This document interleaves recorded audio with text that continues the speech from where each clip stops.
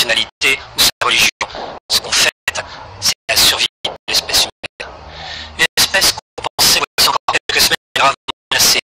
Et tout ça à cause d'un caillou. Un gros caillou, certes. Le genre de caillou qui, voici 65 millions d'années, a détruit ceux qui régnaient alors maîtres sur la planète, les dinosaures. Un très gros caillou, une météorite. Celle-ci se nomme Adophis. Entre la violence de l'impact, plusieurs millions d'Hiroshima et l'hiver nucléaire dessus, provoquant immédiatement un refroidissement qui condamne à court ou moyen terme tous les survivants, l'humanité semble vouée à la disparition. Malgré les efforts des pouvoirs publics qui souhaitaient cacher la menace afin de chercher le plus sereinement possible une parade efficace, l'information n'a pas tardé à fuiter sur Internet, entraînant une des périodes les plus sombres de notre histoire, plus sombre encore que celle que j'ai déjà explorée pour vous, la preuve de l'an 1000. Alors, en attendant l'arrivée de cette météorite, la population de 2036 parcourait toute la gamme de l'angoisse à la panique absolue, avec tous les bords qu'on peut imaginer, vagues de criminalité, de suicide, chaos boursier mondial. La tension gagnait aussi bien sûr les équipes qui travaillaient à la recherche d'une solution. Et comme à Hollywood, qui avait souvent traité la question en envoyant généralement des héros poser une bombe sur l'astéroïde, toute cette agitation allait se terminer dans un happy end inattendu, puisque c'est en arrosant un météorite de peinture blanche qu'on allait régler le problème. En effet, les rayons lumineux venus du ciel réfléchis par toute cette blancheur allaient seraient capables de modifier suffisamment la trajectoire d'Adophis qui s'est de frôler notre planète. D'où une liaison collective aussi extraordinaire que l'affolement qui l'avait précédé, d'où ces feux d'artifice qui jaillissent partout, semblant envoyer aux cieux des messages de triomphe. Gilles Thomas pour Chronos Télévision.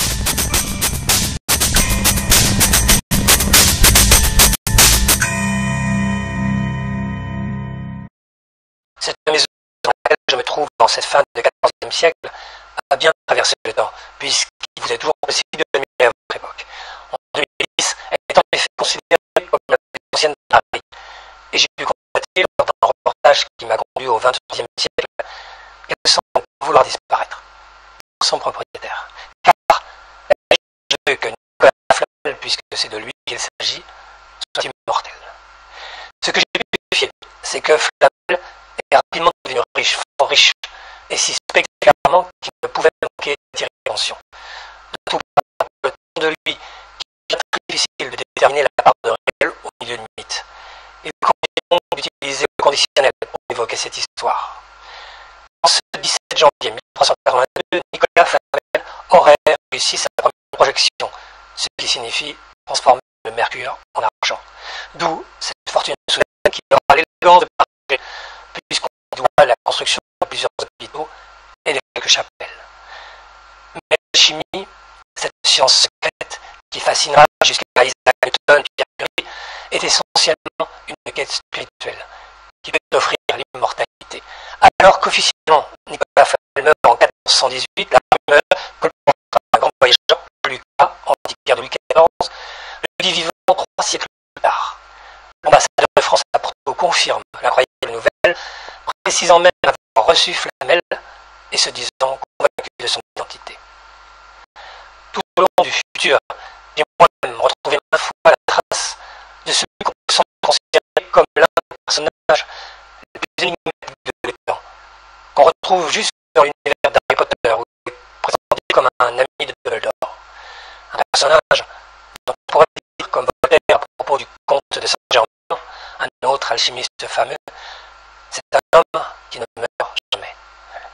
Gilles Thomas pour Chronos Télévision.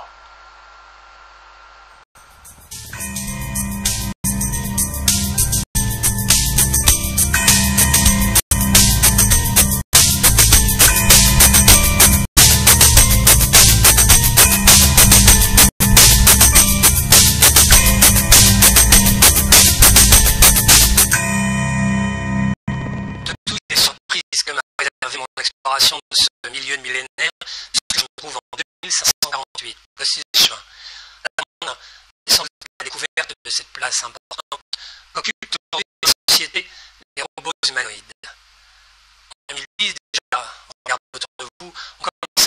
confier la présentation d'un journal télévisé ou des postes d'enseignants.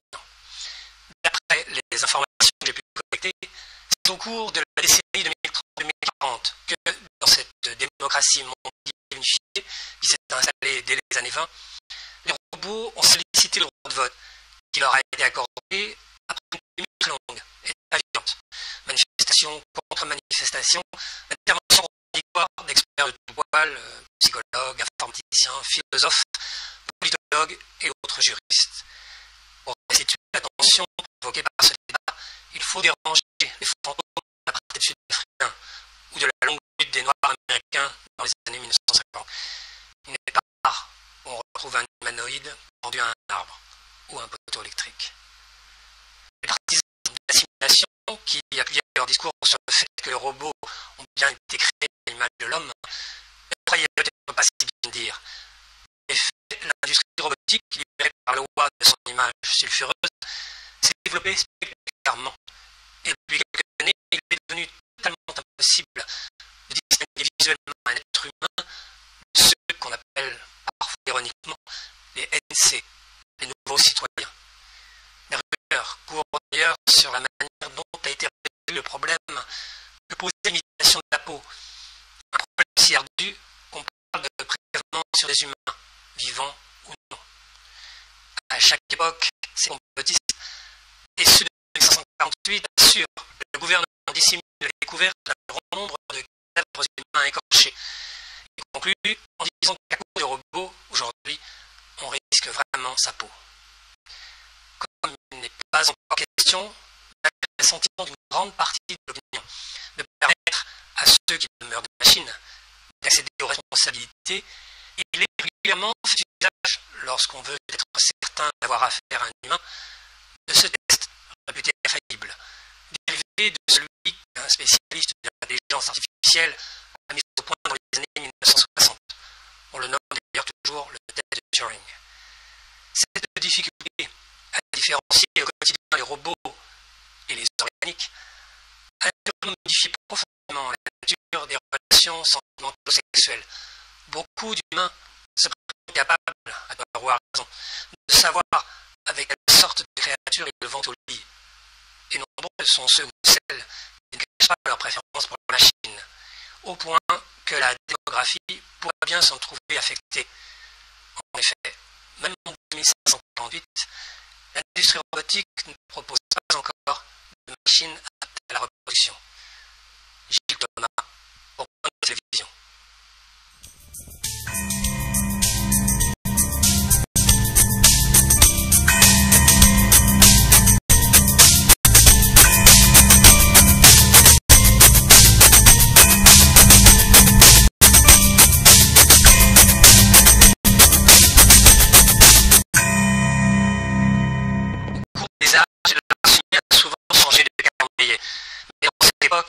Qui représente pour vous un futur pas très éloigné, la notion de date a tout simplement disparu.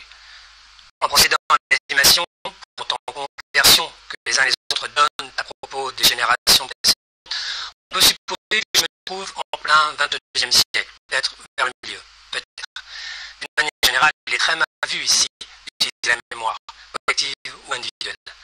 Mais certains rebelles, les mêmes qui ont pour moi décliné leur généalogie, racontent que dans les souvenirs clandestins que leur ont transmis leurs parents, leur réchauffement climatique, annoncé par les experts de votre temps, s'est bel et bien produit. Ensuite, comme souvent, les versions divergent, car cette banquise que vous apercevez recouvre aujourd'hui toute la planète. Une nouvelle ère glaciaire due pour les uns à une modification de l'activité solaire, pour les autres à une guerre nucléaire mondiale, survenue à la fin du XXIe siècle et déclenchée par un conflit intervenu entre l'Inde et le Pakistan. Les deux hypothèses ne s'excluant pas. Comment savoir dans un monde où l'oubli est devenu obligatoire? Il ne s'agit pas de la seule singularité de cette époque. De tous les avenirs qu'il m'a été donné de parcourir, il s'agit de ceux dans lesquels l'humanité a quitté la surface de la Terre, mais pas en se dirigeant vers l'espace. Quelles que soient les causes de ce changement climatique qui provoque une évolution que certains considèrent comme une régression, puisqu'on a choisi de se cacher sous terre, interdit de filmer ce monde souterrain et il est impossible de travailler en caméra cachée à cause de la très faible luminosité. Dans ce futur, la réalité est très mal vue, dans tous les sens du terme. Sans doute parce qu'il fallait s'adapter aux nouvelles conditions d'existence, l'humanité a choisi l'irréel. Ici, on vit connecté aux simulations très convaincantes que proposent les générateurs d'illusions. Je vais vous en donner un aperçu, car j'ai pu brancher mon dispositif d'émission à une de ces machines. Voici ce que j'ai choisi pour vous. Bien sûr, il en existe très différentes. Certaines de ces visions, signées par les créateurs, jouissant de grand prestige, proposent des univers proches de ceux qu'on découvre en songe. Ce qui n'a rien de surprenant, car le rêve est ici considéré comme l'activité humaine la plus exaltante. Il est d'ailleurs conseillé de les mixer, d'où une infinité de combinaisons possibles. Dans certaines, ce serait difficile à montrer dans le cadre d'un programme grand public. Pour la plupart de mes interlocuteurs, cette évolution vers l'irréel constitue la plus grande étape franchie par la race humaine, enfin franchie des servitudes d'une existence terriblement répétitive et prévisible. Dans un monde où l'imagination a supplanté la mémoire, il est évident que le reportage en direct du passé ne fascine personne. En revanche, ceux qui me conduisent vers l'avenir provoquent un intérêt certain. Et c'est d'ailleurs en proposant de les diffuser que j'ai pu obtenir accès à cette illusion que vous êtes actuellement. Ici, en effet, si on rêve beaucoup, on ne perd pas le sens de cette réalité. Thomas, on commence cette émission.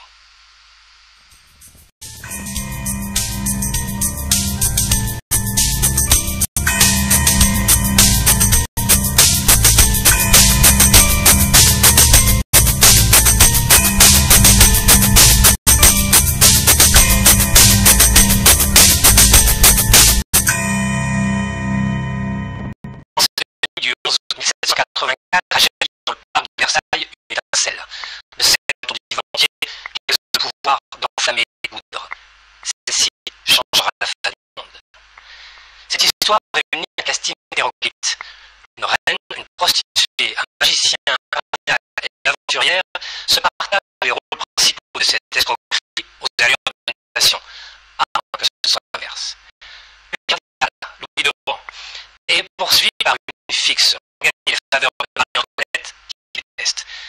Il s'en ouvre à ce personnage dont on parle beaucoup à Paris, qui se fait appeler Cagliostro. Celui-ci, aidé du complice la comtesse de la Motte, qui présente une proche de la reine, échafaude alors un stratagème qui ne réussira, il est vrai, que grâce à un coup de chance exceptionnel dans le palais royal, exerce en effet une prostituée, Nicole Leguet, qui ressent aussi fort Marie-Antoinette que ses clients la surnomment la petite reine.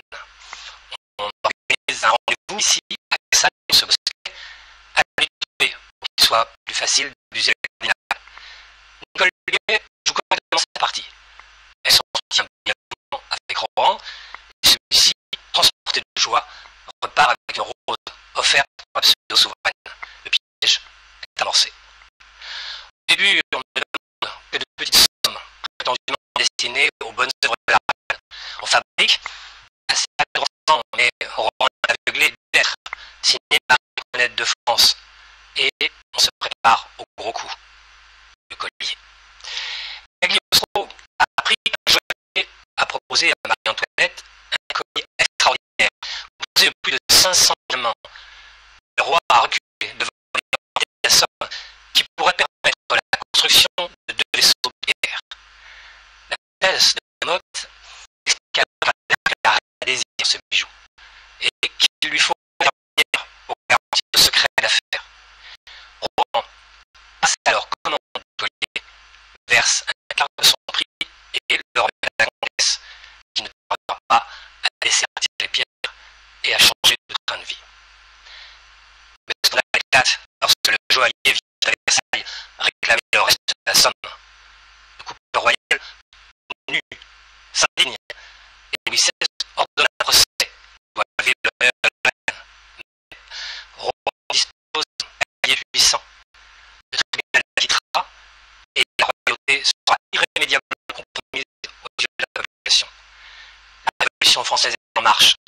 son écho résonnera sur toute la planète. J. Thomas pour Chronos Télévision.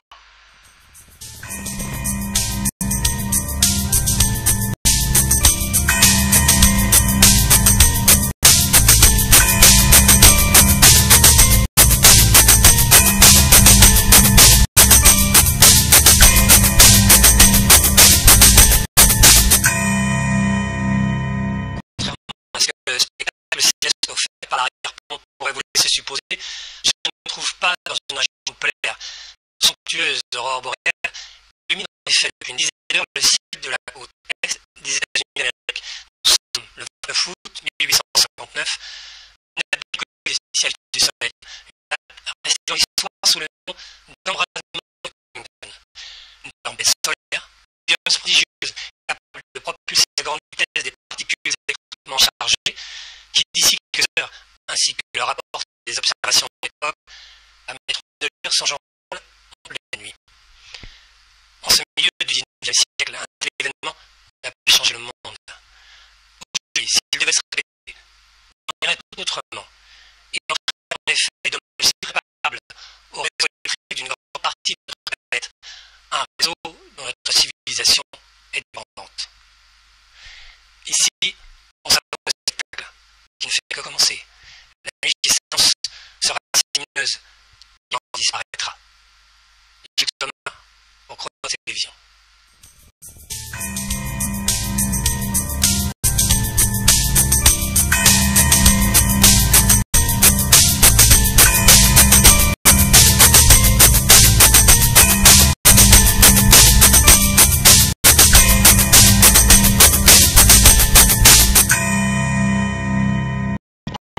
Ne se semble pas tant que ça.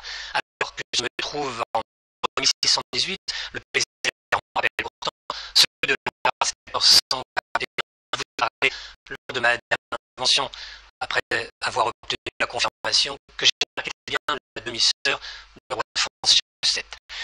Un peu plus tard, le sang paraît évidemment lointaine. S'il existe toujours des conflits internationaux, ils sont désormais par simulation informatique, dont sort vainqueur le meilleur stratège, sans qu'aucune perte humaine ne soit à déplorer. Résultat, une surpopulation catastrophique, plus de 25 000 individus sur notre planète.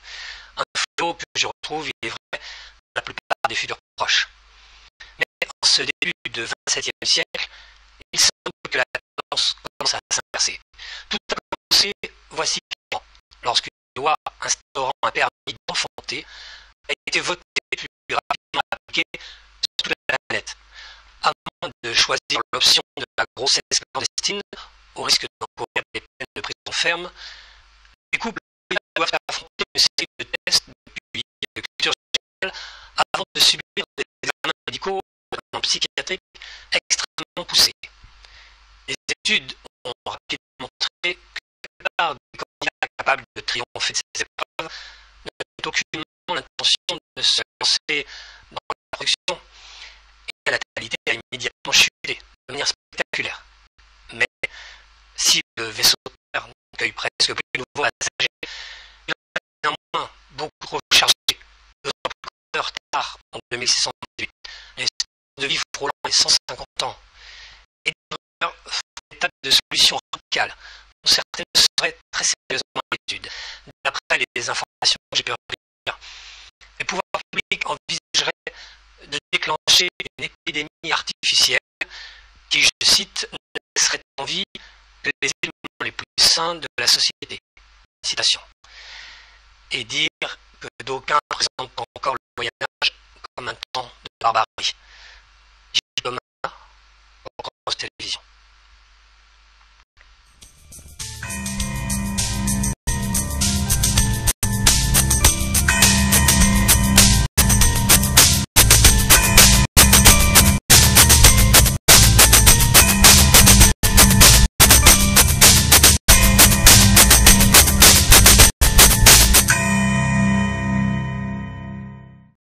On ne compte plus les légendes évoquant une princesse que les cruels séparent de son bien-aimé. Mais ce petit port de l'Atlantique, nommé Brouage, abrite ces jours-ci une héroïne dont l'histoire ne se terminera pas comme un conte de fées. Je me trouve en 1659 septembre. L'État français, ce n'est pas encore Louis XIV qui n'est âgé que 16 ans, mais le cardinal Mazarin. Agnès Mancini a su conquérir le cœur de l'adolescent royal qui attend un mariage. On ignore encore qu'un monarque n'est pas toujours maître de sa destinée personnelle, car la raison d'État impose une union avec la femme d'Espagne. Louis résiste longtemps, mais finit par céder et en larmes dit adieu à Marie Mancini qui s'exile près de l'océan. Les habitants de Bois la voient souvent et avec près des remparts pour contempler les bateaux et les couchers de soleil. Elle rentre à Paris dans quelques mois, juste après l'annonce du mariage du roi. Celui-ci, en revenant de ses noces, effectue un détour pour revenir quelques jours à Brouage, en pèlerinage. Il assistera